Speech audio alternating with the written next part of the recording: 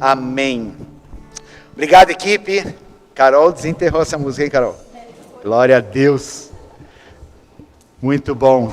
A música fala muito daquilo que a gente tem compartilhado aqui, né? Na nossa série de mensagens, na carta de Tiago. E enquanto a gente estava aqui no louvor, né? E eu quero dar uma pequena pastoral aqui, gente. Tudo que a gente faz aqui não é para nós, ok? Só ouvi um amém. Tudo que a gente faz aqui é para o Senhor. Quem tem que se agradar daquilo que a gente faz aqui não sou eu, não é você, sinto muito, mas é o Senhor.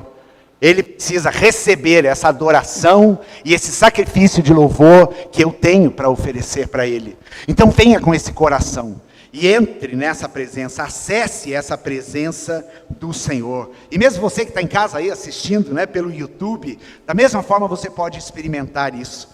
Porque o Espírito de Deus está em todos os lugares. Cristina e eu estávamos em São Paulo semana passada, e na sexta-feira à noite nós participamos de um tempo de adoração, uma celebração na Lagoinha Alphaville, e nós estávamos em 10 mil pessoas reunidas em um mesmo lugar, adorando o Senhor.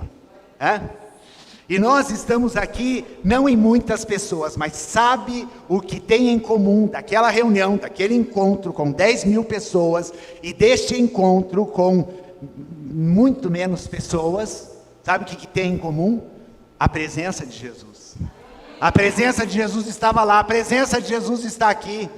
E eu sempre digo que é essa maturidade que a gente precisa alcançar na nossa caminhada com o Senhor. E Tiago fala muito sobre isso. Se você precisa sempre de estar num ambiente, de ter uma palavra, de ter determinadas canções, de sentir, né, coisas aí na tua espinha, quando você está adorando a Deus, você precisa experimentar esta presença em todo momento e em todo o lugar. Quando você está na sua casa, tendo o teu tempo com Deus, quando você está lavando uma louça, quando você está no teu trabalho, quando você está fazendo a sua atividade física, você precisa sentir essa presença. Como eu digo, meu culto domingo já começa umas 6h30, 7 horas da manhã, quando eu saio caminhar e oro pelo louvor e oro por esse tempo. E eu não sei você, mas eu fico muito animado em estar aqui com vocês, né? Porque adorar o Senhor como igreja, como corpo de Cristo, é maravilhoso, né? É diferente, quando eu adoro o Senhor lá na minha casa, é muito bom, a presença de Deus está lá, mas é maravilhoso quando a igreja de Jesus Cristo se reúne para adoração e louvor. E nós vamos então dar continuidade hoje, é o nosso último dia com o Tiago. As diaconisas, só cuidado com o leão aqui, porque pode ser que de repente ele dê um rugido aí, gigantesco, né? A gente teve que abrir um pouquinho a janela, mas tudo bem, gente. Vamos deixar, enquanto o leão não rugir, a gente fica de boa. E nós estamos na última semana, né? Último domingo, ouvindo essas mensagens aqui. Quem ouviu todas as mensagens da carta, Tiago? Ok. Se você não ouviu, está lá, ok, no YouTube. Assista, porque é importante. Eu me debrucei, de fato, em Tiago. Eu fiquei horas, né, em cima desta pequena carta de 5 capítulos nessas últimas semanas. E daí ontem à noite, até mais ou menos 1h da manhã, eu estava ali orando e lendo e desfrutando e espremendo mais um pouquinho, né, dessa carta. E eu pensei assim, meu Deus, eu nunca tinha visto algumas coisas tão preciosas nessa carta como eu vi neste mês que eu estudei Tiago. É isso que a gente diz quando a gente fala que as escrituras sagradas são como um tesouro que não se esgota. Um tesouro que não se esgota. Você pode ir dezenas e centenas de vezes para a mesma palavra, para o mesmo texto, para a mesma Bíblia, e você pode sair de lá tendo recebido esta porção maravilhosa e tendo se alimentado com uma comida fresca, feita em casa, bem quentinha e bem gostosa. Não aquele fast food que você recebe na tua casa, aquela batata frita que era crocante, mas chega na tua casa já meio, né?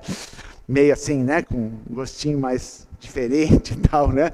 É comida fresca. Isso está ao nosso acesso. Né?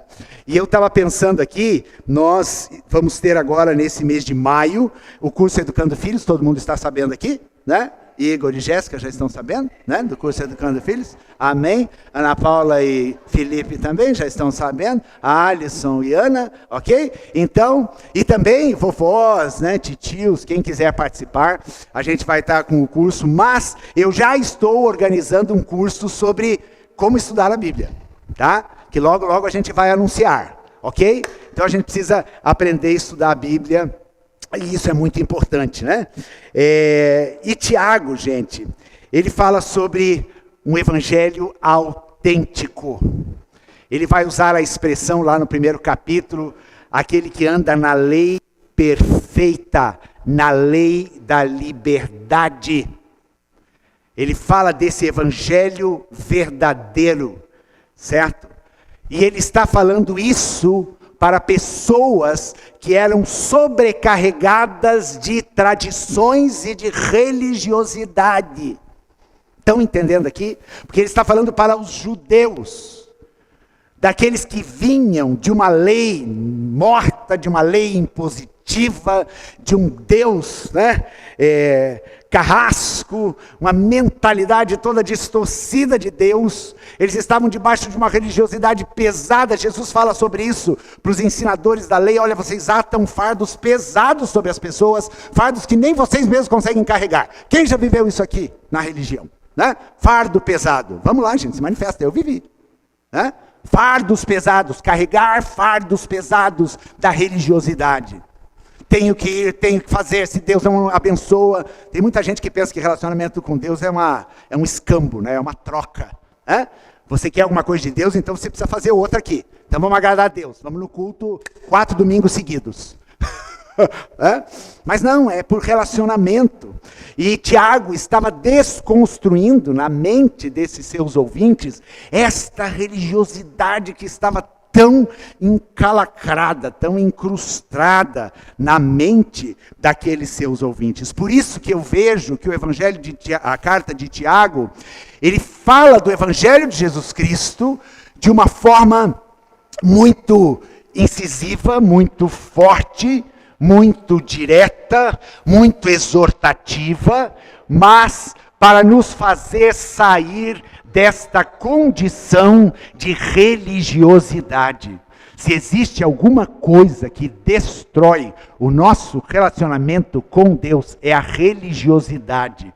Porque daí você não enxerga nesta pessoa que você busca um Deus de amor, um Deus relacional, um Deus que se importa, um Deus que quer encontrar você nas suas necessidades. Você vai encontrar um Deus que tem, né, uma vara na mão ou um chicote, sempre cobrando. Fez certo, fez errado, fez certo, recompensa, fez errado, leva um chumbo. Né?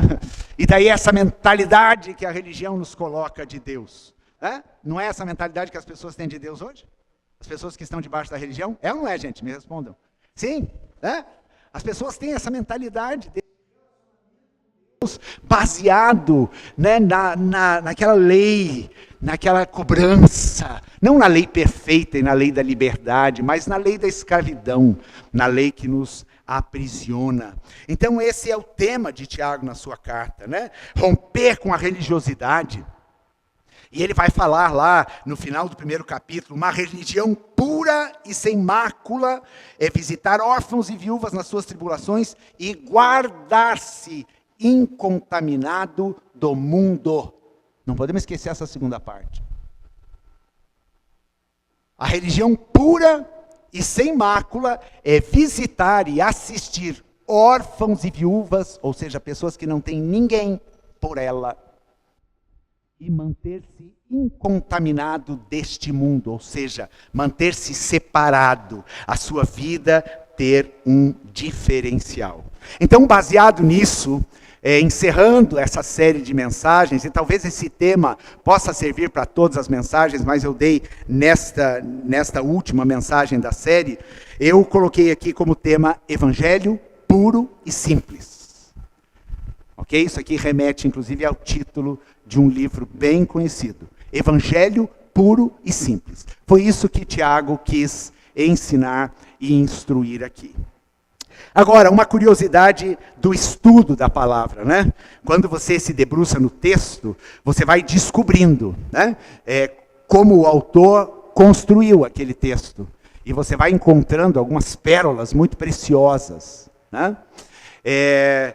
E eu estava ontem, de repente me chamou a atenção para alguma coisa que eu não tinha visto nesse texto. Ou melhor, não tinha visto, mas não tinha constatado, que foi observar como Tiago, ele usa de uma linguagem muito direta, certo? Percebeu isso?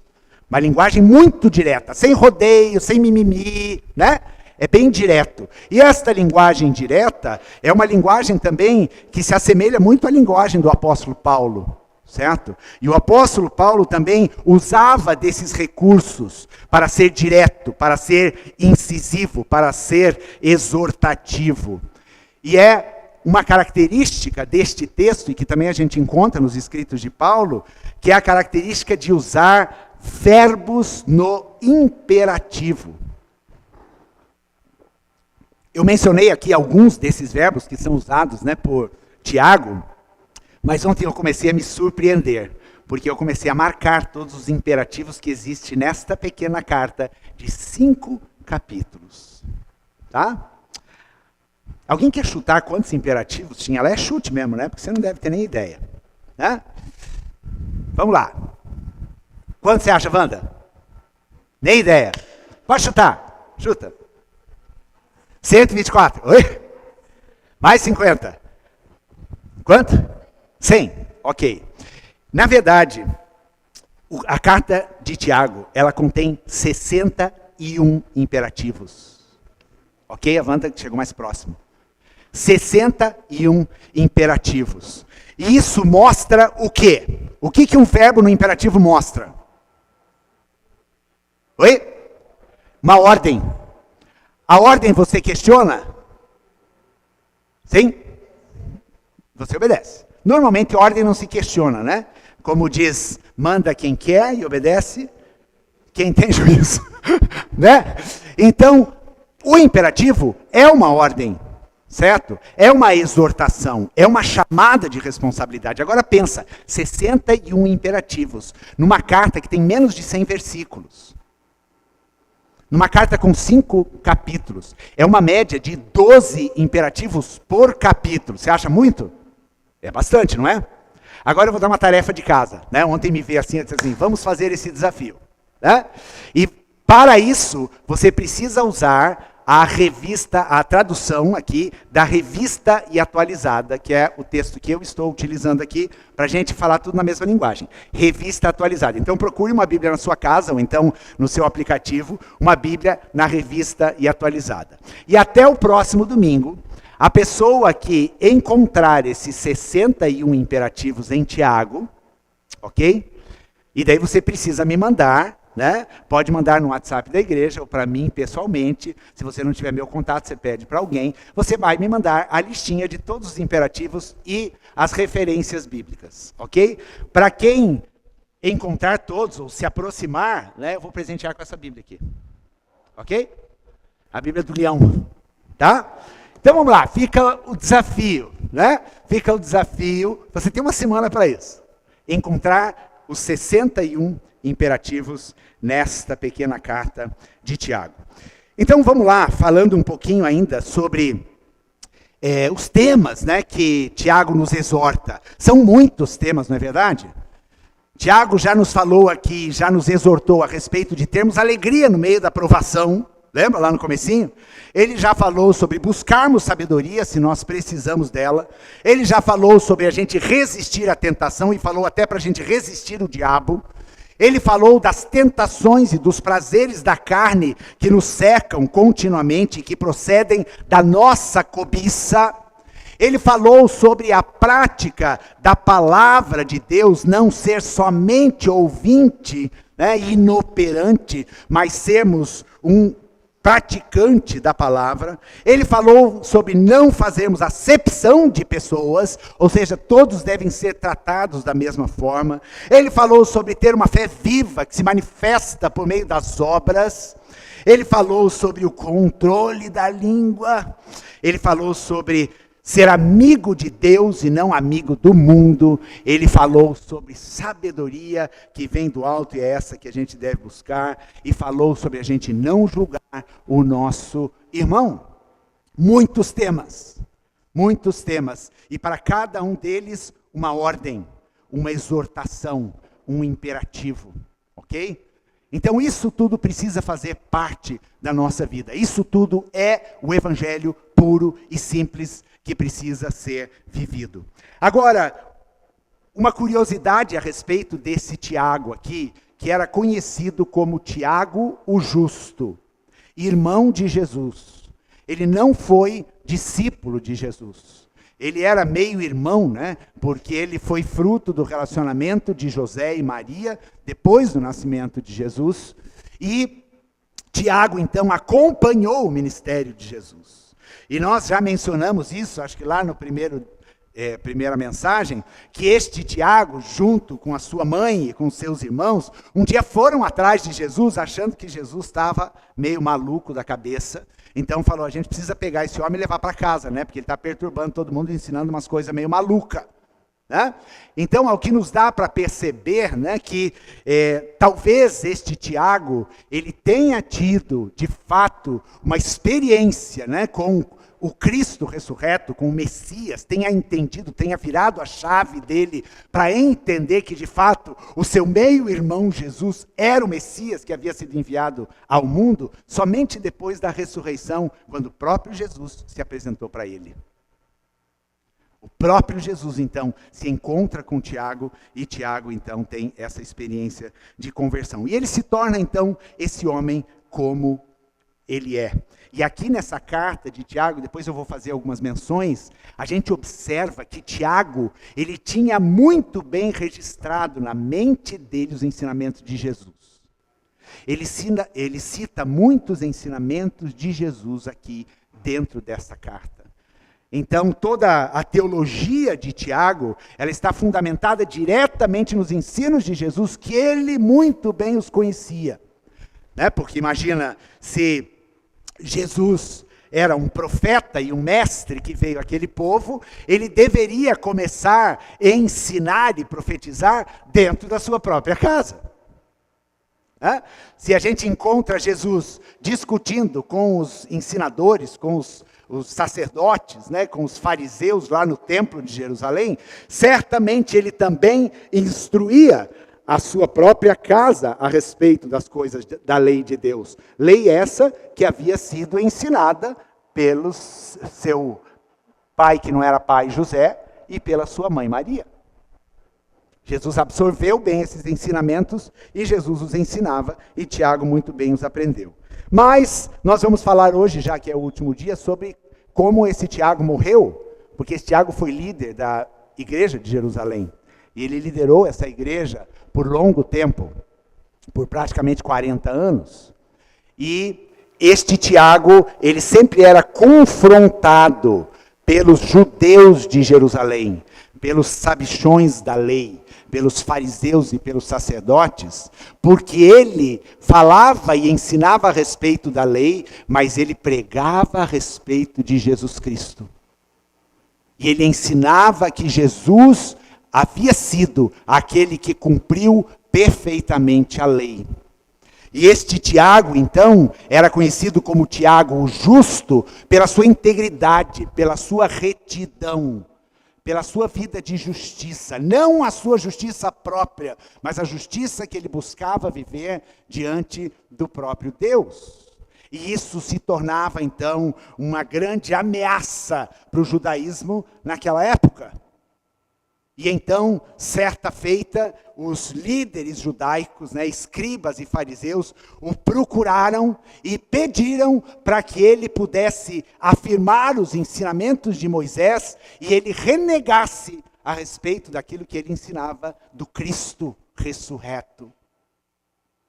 E eles o levaram, então, ao lugar alto do templo. E ali, então, eles tentaram coagir, forçar Tiago a negar a sua fé em Jesus Cristo e manter simplesmente a sua fé na lei de Moisés.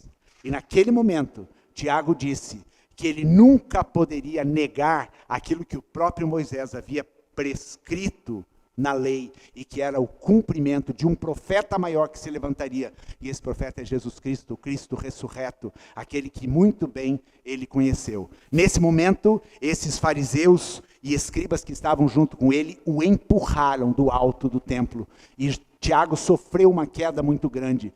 Mas depois, quando foram ver caído ali no chão, perceberam que ele não tinha morrido, então o apedrejaram até a sua morte. Então assim morreu esse irmão de Jesus. Isso é um registro que foi feito por Eusébio de Cesareia, né, um pai da igreja aí, que viveu no segundo e terceiro século, né, e também Flávio Josefo, que é um historiador judeu que falou muito da história dos judeus e trabalhou para os romanos.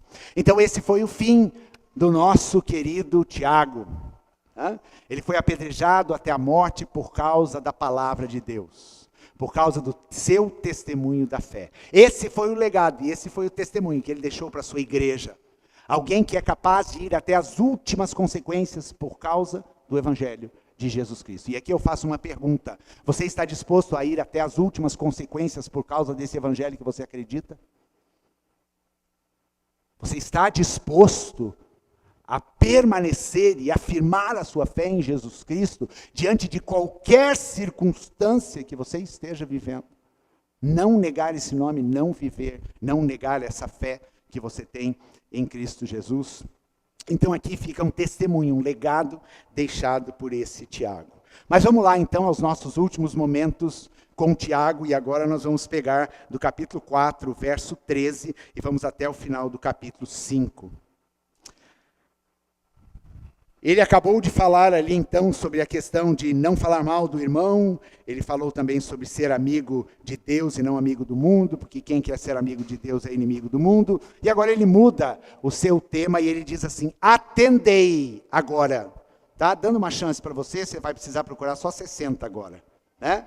Porque atendei é um verbo no imperativo, né? Ou seja, atenção, preste atenção, atendei. Agora vós que dizeis: hoje ou amanhã iremos para a cidade tal, e lá passaremos um ano, e negociaremos, e teremos lucro. Vós não sabeis o que se sucederá amanhã. Que é a vossa vida? Sois apenas como neblina, que aparece por instante, e logo se dissipa. Em vez disso, devíeis dizer: se o Senhor quiser, não só viveremos, como também faremos isto ou aquilo. Agora, entretanto, vos jactais das vossas arrogantes pretensões. Toda jactância semelhante a essa é maligna. Portanto, aquele que sabe que deve fazer o bem e não o faz, nisso está pecando. Vamos até aqui, né? Neste bloco, então, Tiago está dizendo lá: atendei para uma verdade. Eu não combinei com a Wanda, mas ela começou o culto lendo aquela passagem de Jesus, o Sermão do Monte, falando o quê? Não vos preocupeis com o dia de amanhã, porque cada dia traz as suas próprias preocupações, ou seja, confiem em mim. Sou eu que vou prover todas as suas necessidades, sou eu que cuido de você. Você não dá conta de pensar o que vai acontecer amanhã na sua vida. Mas a gente pensa que a gente dá conta, não é verdade? A gente pensa que a gente pode fazer planos? Sim, a gente pode fazer planos. Mas quem me garante que esses planos serão concretizados? Quem me garante que amanhã eu vou acordar com fôlego de vida? Quem me garante que amanhã eu terei saúde para sair de casa, trabalhar e correr atrás daquilo que eu pretendo? Então aqui, Tiago, ele dá uma exortação, e eu dei como tema aqui para essa primeiro bloquinho aqui da nossa mensagem: vós não sabeis o que sucederá amanhã. Você não sabe o que vai acontecer da sua vida amanhã. Ou sabe? Você tem uma ideia, né? Você tem uma ideia a hora que o despertador vai tocar. Você tem uma ideia a hora que você tem que chegar no trabalho. Você tem uma ideia que você vai ter que respirar fundo, talvez, para aguentar teu chefe. E a demanda de trabalho que você vai ter, né? Mas você não pode afirmar isso. Você pode supor a respeito disso, mas você não pode afirmar. E é isso que Tiago está nos dizendo. Vocês não sabem o que sucederá amanhã. Quem aqui quer ser bem-sucedido na sua vida? Só alguns, eu quero, né? Queremos ser bem-sucedidos na vida, né? Quem aqui faz planos e quer que os seus planos sejam realizados? Amém, eu desejo, eu tenho um monte de planos, né? Alguns que já foram executados, outros que estão sendo, outros que serão, né? Planos que sejam realizados e planos prósperos. E a Bíblia, lá em Provérbios, ela vai falar, o coração do homem, diz o quê? Pode fazer planos. Então você pode fazer planos. Mas agora, quem dá garantia de que aquele plano vai se cumprir? Você? Absolutamente. É isso que Tiago está falando, né? Ninguém tem garantia a respeito dos planos que você faz a respeito do futuro. Então, o que Tiago está nos ensinando aqui é o seguinte: submeta os seus planos a Deus. Porque Deus é o Deus que conhece a sua vida. Deus é o Deus que sabe o que vai suceder com você amanhã. Deus é o Deus que provê todas as suas necessidades. E daí então o que ele vai fazer? Ele vai pegar seu plano, ele vai analisar o plano e vai dar uma canetada e dizer, ok, aprovado, Cristiano. Vai que esse plano, eu estou contigo nele. E daí você vai caminhar o quê? Por fé, crendo nessa palavra que Deus te deu. Esse Deus que conhece o amanhã. Mas quando você diz, Deus, ó, aqui está meu plano, amanhã eu começo a executar, cuidado, né? Porque ele diz aqui, né? Sois apenas como neblina que aparece por instante e logo se dissipa. Olha a pergunta que ele faz nesse versículo. Que é a vossa vida? Quanto vale a sua vida? O que é a sua vida? Num fôlego, você pode perder a sua vida. Num momento, de repente você cheio de planos, cheio de sonhos, e num momento, a tua vida dá uma guinada. Se os teus planos não foram confiados a Deus, se Deus não é aquele que governa a sua vida, então você não vai ver os seus planos concretizados e você vai ter uma tremenda crise para ver Deus na sua história.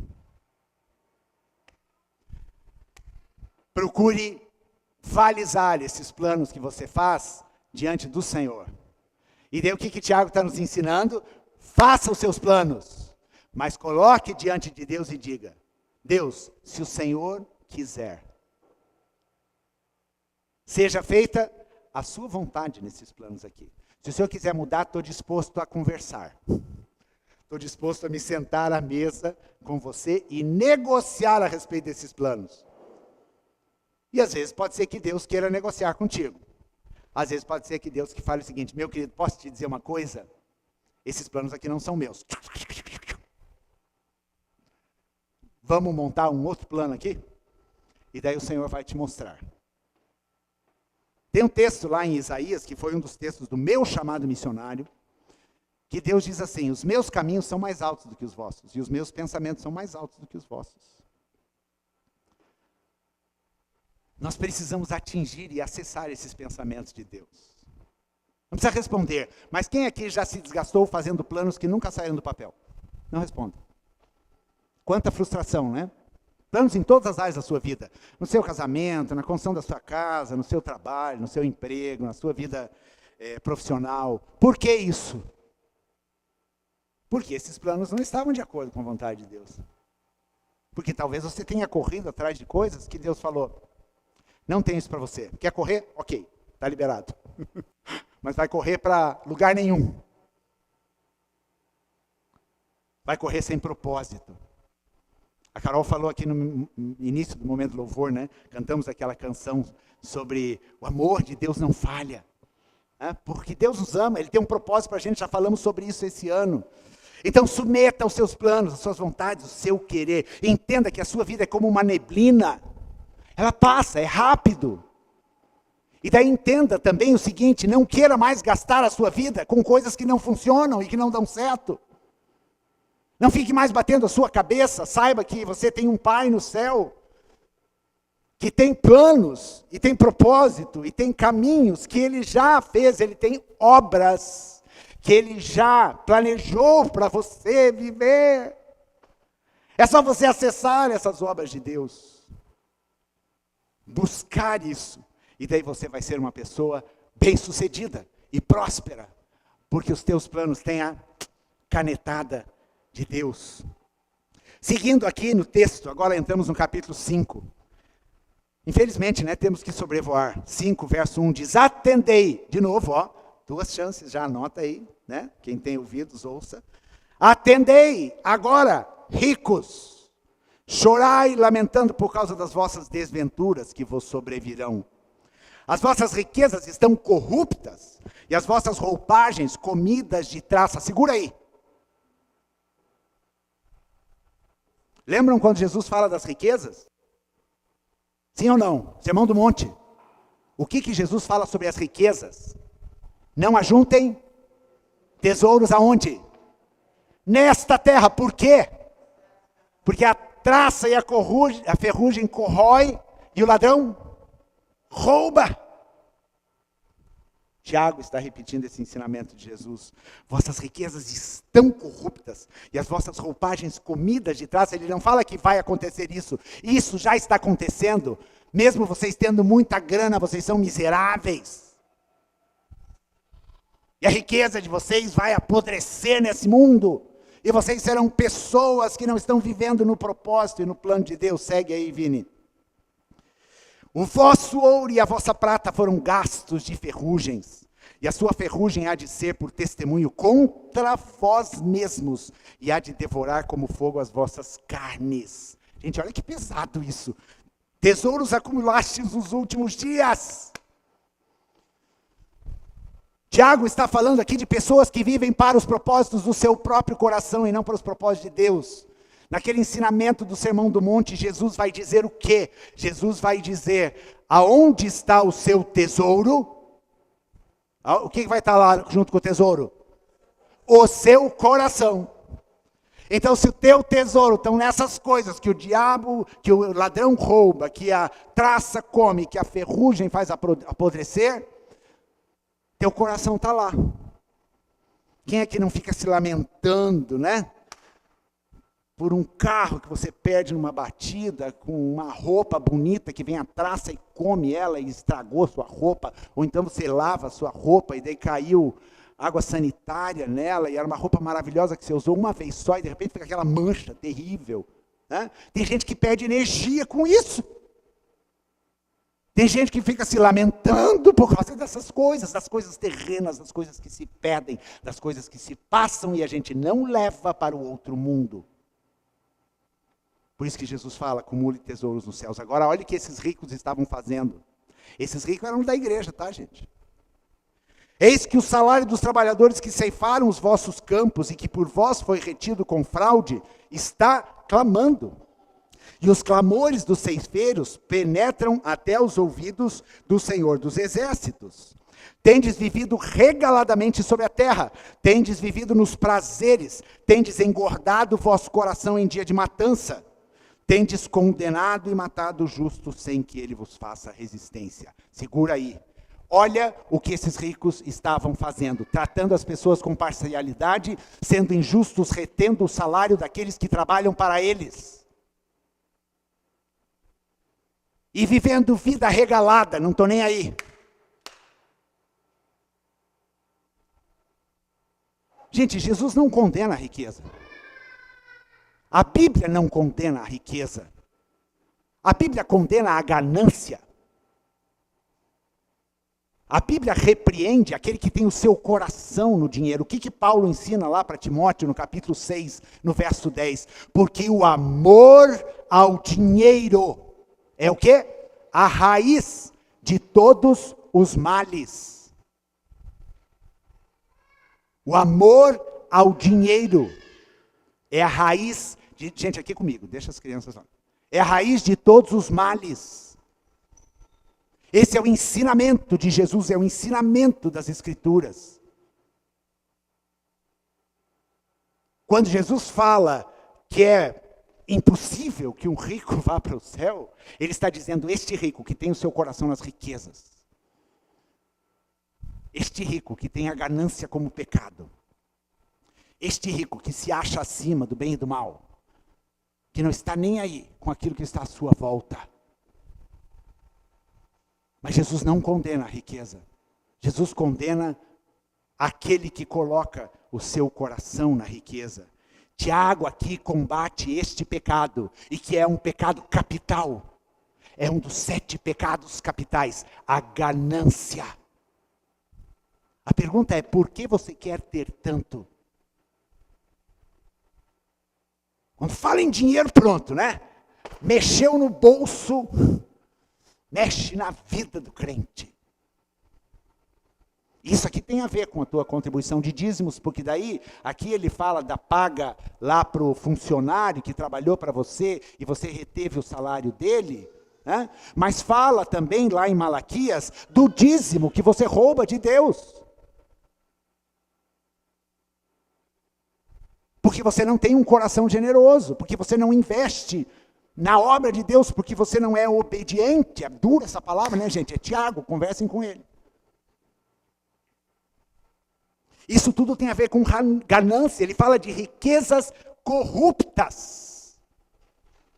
Riquezas corruptas. Existe uma riqueza que é de Deus, que é para abençoar. Eu conheço muitas pessoas ricas, mas que o coração delas não está no dinheiro. E abençoam, e são generosas, e investem no reino de Deus, e investem muito dinheiro no reino de Deus. E por isso Deus as abençoa. Enquanto aquele rico que está com o coração cheio de ganância, apodrece junto com seus bens. O coração é corroído pela mesma ferrugem e pela mesma traça que acaba com os vestidos e com o ouro e com a prata. A palavra está cheia de princípios de como a gente deve lidar com o dinheiro. O dinheiro precisa ser o seu escravo e não o seu senhor. Vai dar uma checada aí na sua vida. O dinheiro te serve ou você que serve a ele? Dinheiro tem que estar no lugar de escravidão. Tem que estar debaixo do seu controle. Eu vou usar você para aquilo que eu entender que for o melhor. E para isso você precisa do quê? Precisa de sabedoria. Busca de Deus. Sabedoria que vem do alto. Quando eu posso usar o testemunho rapidinho de vocês, Anselmo e Wanda, né? Conheço Anselmo e Wanda há muito tempo, né? Quando o Anselmo era um guri, né? E eu sempre lembro disso, faz tempo, Anselmo. Eu sempre lembro disso, de uma fase difícil que eles passaram, de muita luta. E eu também lembro da fidelidade deles e da onde o Senhor os colocou. E como Deus honrou a vida desse casal e dessa família. Isso é um testemunho de pessoas que nunca deixaram de ser fiéis, mesmo em tempos muito difíceis. Em tempos muito difíceis. Eu me lembro, Wanda Anselmo, eu me lembro daquela casa da Vila Isabel. Eu me lembro de ter ido lá, nos momentos difíceis. Mas a fidelidade desses servos do Senhor fez com que o Senhor os colocasse sobre o muito. Porque assim é o princípio da palavra de Deus. Seja fiel no pouco. O nosso discurso com essa história de dinheiro é um discurso muito esfarrapado. Ai, se eu tivesse dinheiro. E o que você tem? Você faz o que com ele? Se você tivesse, é um discurso que, não serve. Eu vou te dizer o seguinte, se você tivesse, você iria fazer o mesmo com o que você não tem ou com o pouco que você tem hoje. Lembra da história da viúva que vai lá no templo? Quantas moedas ela dá? 3, que era tudo que ela tinha. Moedas, não valia absolutamente nada. Mas aquilo impressionou o coração de Jesus. Você acha que aquela viúva não foi abençoada? Certeza que foi. Então parar por aqui, porque não é esse o tema da mensagem toda. Mas enfim, cuidado com a ganância. Coloque o seu coração no lugar devido. Faça do dinheiro seu escravo e peça assim para que o Senhor te abençoe. Eu oro assim, o Cristo está orando assim também. E nós estamos orando, Senhor, nos abençoe financeiramente, porque a gente quer abençoar. Porque o dinheiro é só um recurso, passa por aqui, a gente investe, a gente abençoa pessoas, a gente participa de obras, a gente sustenta pessoas no reino, a gente faz o evangelho do Senhor expandir. É essa mentalidade que eu preciso ter, não é aquela mentalidade de miséria. Ai, deixa eu ver se tem um trocadinho aqui para dar de oferta hoje. Se esse trocadinho for tudo que você tem, ok. Mas se for só um trocadinho, melhor não dá. Som do teu coração. Tiago é pesado com isso, hein? Agora ele vai falar na sequência, no verso... Qual verso que nós estamos? Verso 7. Sede, pois... Gente, está muito mole esse negócio aqui. Quem tem ouvidos, ouça. Anselmo, anota aí. Sede, pois, irmãos, pacientes.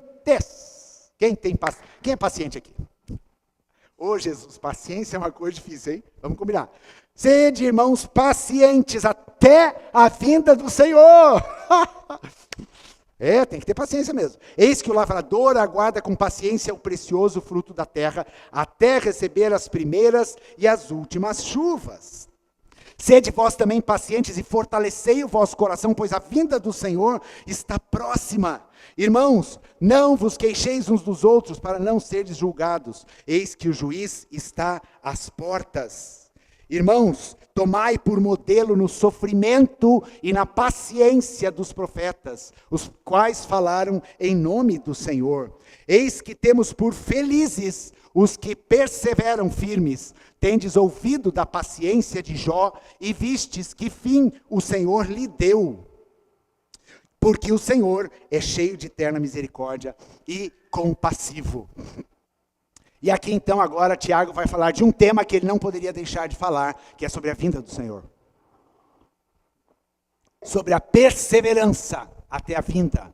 Sobre a paciência, aguardar com paciência, como aquele lavrador que semeia na terra e tem que aguardar as chuvas. Ele pode fazer alguma coisa para a chuva vir? Não. Tem que aguardar que aquela semente germine. Ele pode fazer alguma coisa para isso acontecer? Não, tem que esperar. Quando ele começa a ver germinar, ele pode fazer alguma coisa para fazer com que aquela semente germinada cresça e dê fruto? Não, ele tem que esperar. Ele tem que esperar. Tem um filme que eu lembrei agora. Quem assistiu aquele filme Fazendeiro e Deus? É do plantador de batatas. É um filme maravilhoso. Aonde não havia probabilidade de nada, uma seca absurda. Esse homem fez um empréstimo no banco, por uma direção de Deus, e ele plantou batatas, e de repente, quando chegou na época da colheita, ele esperou o tempo que tinha que esperar, a chuva que tinha que vir não veio, mas chegou o tempo da colheita, as batatas ficam aonde? Lá embaixo, né, gente? Ele viu que tinha umas coisinhas germinadas, mas vai saber se tem batata de fato lá embaixo na terra. E de repente ele começa a levantar aquela terra e ele vê que deu uma produção e uma colheita maravilhosa. E ele chama todo mundo das fazendas vizinhas e tem aquele movimento, aquela grande colheita. Porque ele esperou pacientemente. Paciência, e aqui esse ensinamento também fala da volta, a respeito do ensinamento de Jesus. Porque Jesus lá nos evangelhos, ele vai nos dizer, vigiai e orai, aguardando a vinda do Senhor. Sejam pacientes, sejam perseverantes, permaneçam nesse evangelho, para vocês poderem receber da herança. Essa palavra paciência aqui no grego é macrotímia.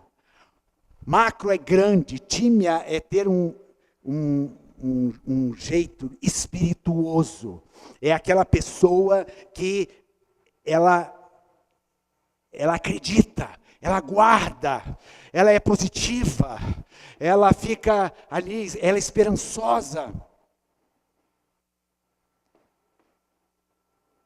Paciência, mesmo quando aos nossos olhos naturais as coisas não estão acontecendo. A promessa da vinda do Senhor é certa. E Tiago sabia disso. E depois de ele falar tudo o que ele falou, é o seguinte: aguardem com paciência, ou seja, vivendo tudo isso, o Evangelho de Jesus Cristo, com paciência e com perseverança, até que o Senhor venha. Olha o que ele diz aqui no verso 8, sede vós também pacientes, fortalecei o vosso coração. Tem horas que a gente cansa de esperar, não é verdade? Tem ou não tem? Né? Tem horas que a gente cansa da espera, mas a gente precisa fortalecer o coração, respira fundo e deixa esse espírito, né, forte, a tua fé em Jesus prevalecer. Vamos lá, gente. Mais um pouquinho. Aguarda mais um pouco. Espera mais um pouco. Até que essa vinda chegue. Até que você receba a sua coroa. Eu não quero perder isso por nada. Eu já perseverei 40 anos. O que vai ser perseverar mais uns 30 ou 40? Né? Continuamos firmes. Continuamos firmes. Porque como diz o apóstolo Paulo, né, em comparação com a eternidade, o que é essa vida, gente? Pensa na eternidade. Olha o que é essa eternidade, na linha da eternidade, olha o que é a sua e a minha vida. 70, 80, 90, 100 anos de vida, é isso aqui, gente. Então persevere, seja paciente, seja firme. E olha o que ele diz aqui, tomai por modelo no sofrimento e na paciência. Olha aqui, tomai por modelo. E na paciência os profetas, os quais falaram em nome do Senhor. Quem foram os profetas do Antigo Testamento? Aqueles que sofreram, que foram perseguidos, que foram muitas vezes até mortos, né? Que foram ameaçados, que foram coagidos a se calarem, mas eles continuaram com a sua voz profética. Tome, por exemplo, essas pessoas. Lá no capítulo 11 de Hebreus, ele começa o seguinte: tendo nós, porém, uma grande nuvem de testemunhas, permaneçamos firmes nessa corrida. E dele vai citando todos os testemunhos, vai ler lá Hebreus 11. São 40 e tantos versículos falando sobre homens e mulheres que pela fé herdaram a sua promessa. Todos eles tiveram que esperar, todos eles tiveram que ter paciência. Mas essa esperança e essa paciência não ficaram sem recompensa. Então sejam pacientes até a vinda do Senhor. A gente está cheio de modelos na Bíblia, a gente tem modelos de pessoas hoje, acabei de citar um. Cheio de modelos, de pessoas que permaneceram, que passaram pelas afrontas, pelas lutas, pelas dificuldades, e em toda a história da igreja. Se você for ler sobre isso, você vai ver modelos que viveram segundo a vontade de Deus e herdaram a promessa, porque perseveraram até o fim. Deus tem uma recompensa para a sua perseverança. Seguindo aqui, verso 12. Agora só o verso 12. Acima de tudo, porém, meus irmãos, não jureis, nem pelo céu, nem pela terra, nem por qualquer outro voto. Antes seja o vosso sim, sim, e o vosso não, não, para não cairdes em juízo. Olha aqui, gente, Sermão do Monte.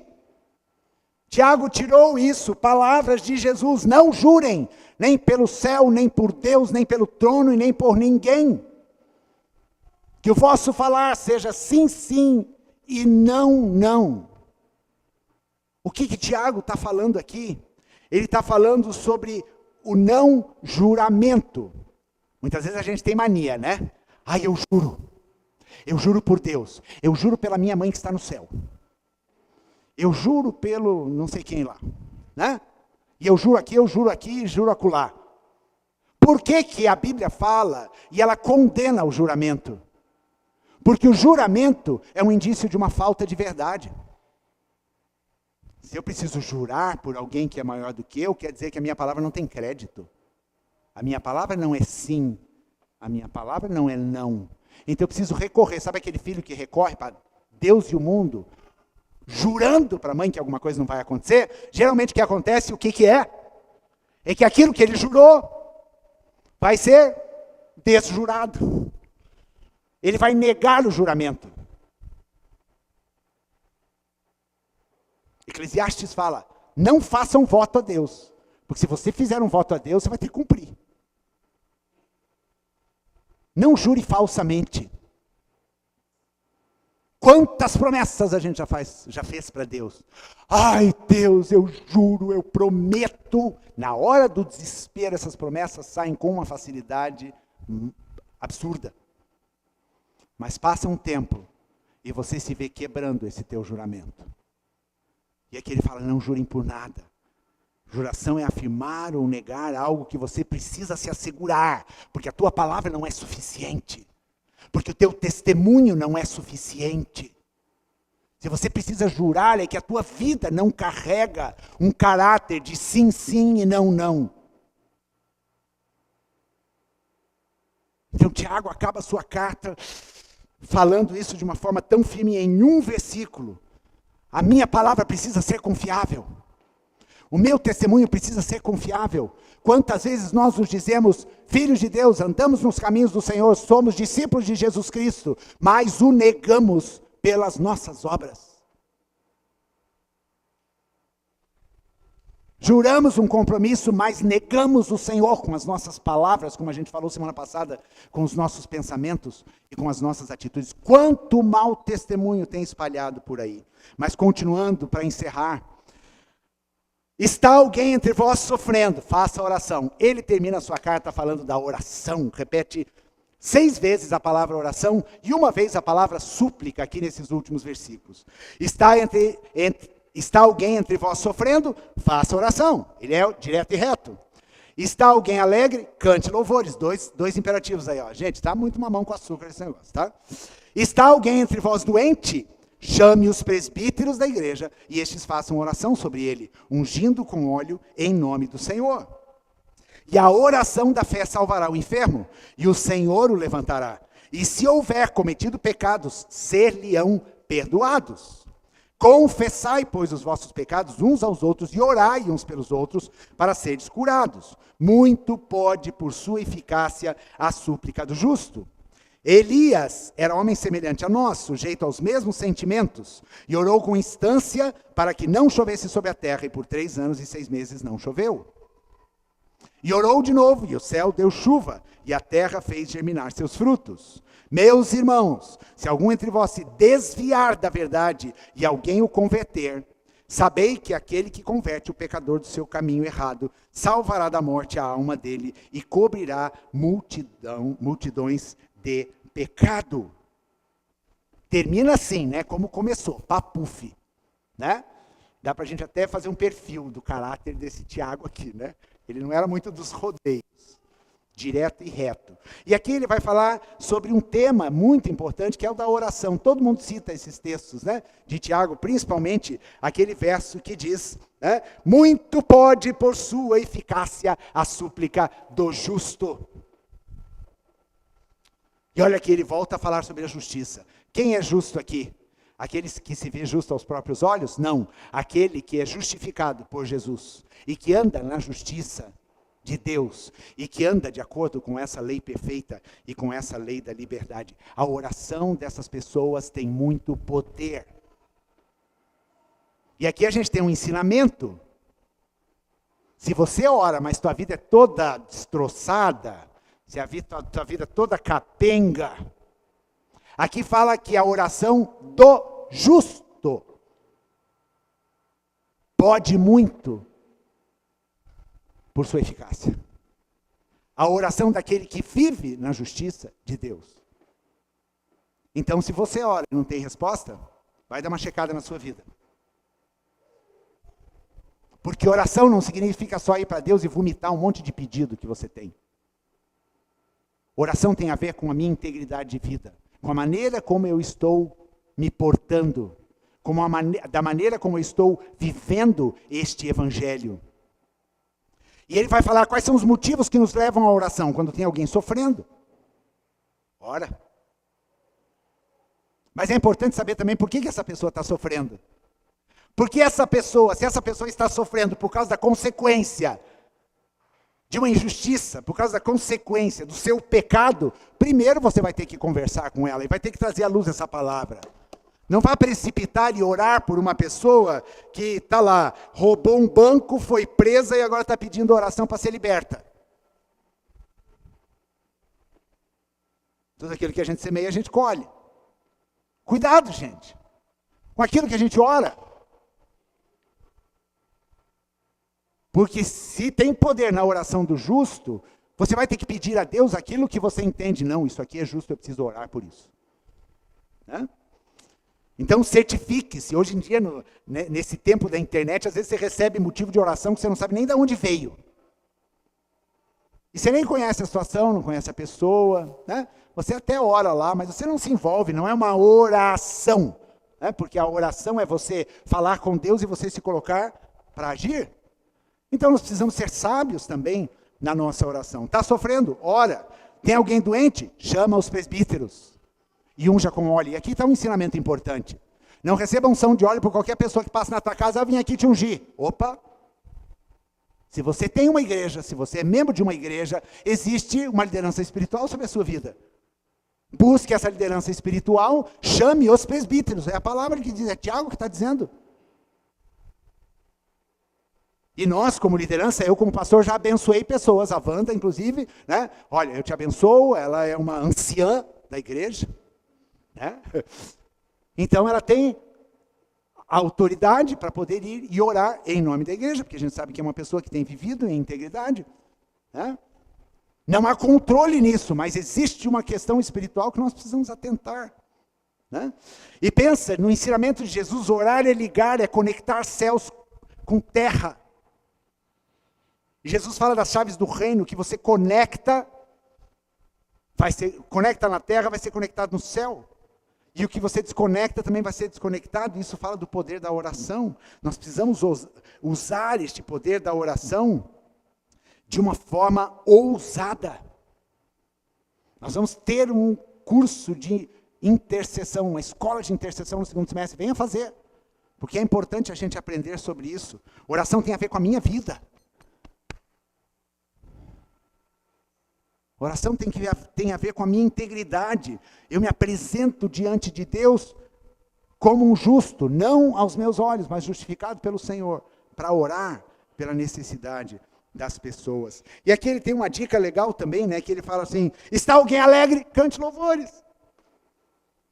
Louva a Deus, abre a sua boca para louvar a Deus. Se você está feliz, não fica achando que aquilo foi uma conquista sua, né? Dê glória a Deus. Mas também a gente cantou hoje aqui para a gente aprender a louvar também no meio da tribulação. Porque se o Deus é o mesmo, se Ele não muda, então eu posso louvá-lo também quando as coisas estão difíceis. Porque eu já estou louvando antecipadamente. Eu já estou louvando pelo deserto que vai acabar, pela enfermidade que vai ser tirada, pela vitória que eu vou alcançar em alguma área da minha vida. Não esmoreça, seja paciente. E por fim, os 2 últimos versos, ele vai dizer aqui, meus irmãos, se alguém entre vós se desviar da verdade, e alguém o converter, sabei que aquele que converte o pecador do seu caminho errado, salvará da morte a alma dele, e cobrirá a multidão de pecados. Esse desviar da verdade é desencaminhar-se, enganar, mas ele não está falando aqui a respeito daqueles que tiveram uma experiência com Jesus e se desviaram. Ele está falando dos judeus que ouviram sobre a verdade a vida inteira na lei. E quando Jesus se posiciona e Jesus vem se manifestar como Filho de Deus, eles rejeitaram aquela verdade. É sobre esta conversão que ele está falando aqui. E logicamente cabe para todo aquele que não ouviu ainda do Evangelho de Jesus Cristo. Então ele termina essa carta falando sobre a importância que nós temos e que nós carregamos de um evangelho que precisa ser anunciado. Porque quando você prega um evangelho e alguém se converte ao Senhor, e na verdade quem converte não sou eu com a minha pregação, eu sou simplesmente o meio para pregar, mas o evangelho verdadeiro, por meio da ação do Espírito Santo, é que vai converter a vida das pessoas. Mas olha, ele disse, tem galardão para aquele que converte o pecador do seu caminho. E olha o galardão aqui, Deus vai salvar a alma daquela pessoa, que é maior galardão do que esse. Você ver uma alma sendo resgatada e sendo salva, e ainda fala, e cobrirá multidão de pecados. Porque é lógico, o evangelho é o evangelho perdoador, é o evangelho que perdoa, é o evangelho que regenera. E viver o evangelho é a melhor forma da gente pregar esse evangelho. Não queira anunciar um evangelho que você não vive. Não queira falar de um Jesus que você não conhece. Viva o evangelho como Tiago nos exortou aqui. Viva este evangelho e a tua vida vai ser como uma carta escrita e que vai poder ser lida pelas pessoas. E as pessoas vão saber e reconhecer e perceber o Deus que habita em você. Elas vão ver a transformação que acontece na sua vida. E elas vão poder se converter a esse caminho. Este é o chamado. E Tiago, ele foi fiel até o fim. Então, encerrando aqui nessa carta, Tiago me desafia a viver esse evangelho puro e simples. Veja bem, eu não falei fácil. Eu disse puro e simples. Aquilo que você conhece, obedeça. As ordens, as exortações, obedeça. Viva de acordo com essa palavra. Pega a sua vida nesses próximos dias e começa a perguntar para o Senhor, Senhor, o que eu aprendi nessa palavra e que precisa ser mudado? Tiago me ensina a romper com um evangelho estéril, com uma religiosidade estéril e improdutiva, e viver uma vida abundante. Vida para a qual o Senhor me escolheu para viver. Jesus diz, eu escolhi vocês, para que vocês vão e vocês deem muito fruto, e o vosso fruto permaneça. Nós fomos chamados para viver em plenitude de vida, em abundância de frutos. E isso somente acontece quando eu vivo este evangelho de Jesus. Vamos se colocar em pé e responda ao Senhor. Baseado em tudo aquilo que você ouviu, baseado no que você ouviu hoje, como está sendo a sua vida e o seu caminhar? Como você tem lidado com os planos da sua vida? Jesus é Senhor, Jesus tem o governo da tua vida. Você tem submetido os planos do teu coração a Ele. Como você tem lidado com o dinheiro? Quais são as suas aspirações? O teu coração é um coração generoso. É um coração que entende propósito. E quer ter recurso para abençoar. Como está você no aguardo da vinda do Senhor? Você tem sido paciente e perseverante no aguardo dessa vinda?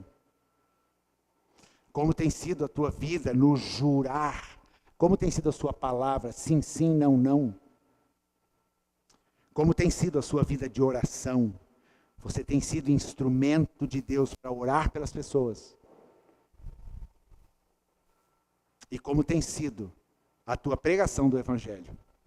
Como você tem anunciado esse Evangelho do Reino de Deus? Responda isso para o Senhor então nesse momento. Feche seus olhos e responda para o Senhor. A palavra de Deus nunca traz condenação. A palavra de Deus, ela é sempre exortativa. É o Espírito de Deus nos corrigindo. E Ele nos corrige porque nós somos filhos. E Ele nos corrige porque Ele nos ama. Então, se você sentir culpa, se você sentir pesado, venha conversar com algum líder da igreja, comigo, depois do culto. Porque a gente precisa orar por você, para você se libertar desse jugo. Não é esse o Espírito. É o Espírito de correção. É o Espírito de amor.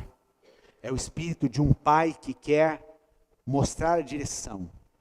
Que quer estabelecer os limites, que quer instruir. Que quer exortar, porque Ele ama esse filho e Ele não quer ver esse filho andando por descaminhos. Responda para Deus.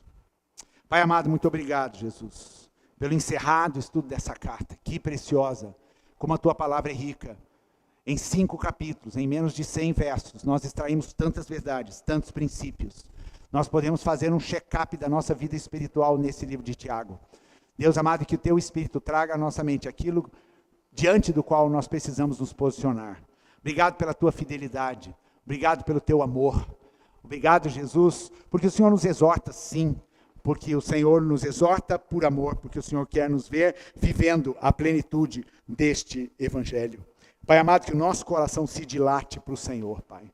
E Deus, que acima de todas as coisas, que o nosso coração anseie pela sua vinda e que nós estejamos preparados para este momento, que a gente viva cada dia da nossa vida, nos preparando para essa volta de Jesus Cristo, esperando o Senhor pacientemente e perseverantemente, Jesus, aguardando em amor a volta do nosso Senhor, vivendo conforme o Senhor nos ensina a viver, vivendo este evangelho puro e simples. Este evangelho, Deus, que nós precisamos, diante do qual nós precisamos nos submeter. Este evangelho, diante do qual nós precisamos dizer o nosso sim. Dizermos, Senhor, nós queremos obedecer, nós queremos andar na sua verdade, nós queremos andar nos seus preceitos. Obrigado, Jesus. Obrigado porque o Senhor nos conduz por esse caminho. E é esse caminho que nós escolhemos para a nossa vida, Pai.